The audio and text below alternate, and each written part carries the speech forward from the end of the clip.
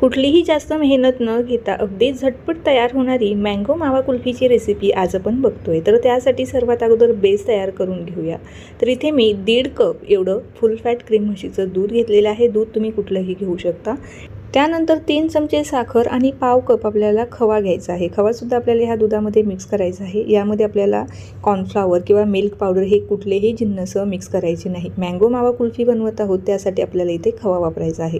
आता हे सर्व जिन्नस छान असं गॅसवरती आपण शिजवून घेऊया। थोडंसं दूध घट्ट झालं की त्यानंतर गॅस बंद करायचा आणि पूर्णपणे रूम टेम्परेचरला थंड होऊ द्यायचं।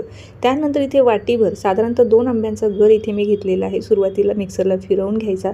त्यानंतर आपल्याला जे थंड झालेलं दुधाचं मिश्रण आहे ते आपल्याला ह्या मिक्सरच्या भांड्यामध्ये टाकून फिरवून घ्यायचं आहे। आपल्याकडे जे काही भांडं असेल त्यामध्ये आपल्याला ही जी कुल्फी आहे ही सेट होण्यासाठी ठेवायचं आहे। माझ्याकडे मोल्ड होते त्यामध्ये हे मिश्रण ओतून घेतलेलं आहे आणि ज्या माझ्याकडे लाकडी काड्या होत्या त्याही घालून घेतलेल्या आहे। सिल्वर फॉइलने छान व्यवस्थित कव्हर करायचं आणि फ्रीजरमध्ये 10 ते 12 तास सेट होण्यासाठी ठेवायचं। दुसऱ्या दिवशी सकाळी तुम्हाला डिमोल्ड करून दाखवते। मस्त अशी आपली मँगो मावा कुल्फी इथे खाण्यासाठी रेडी झालेली आहे। रेसिपी आवडल्यास लाईक आणि शेअर जरूर करा।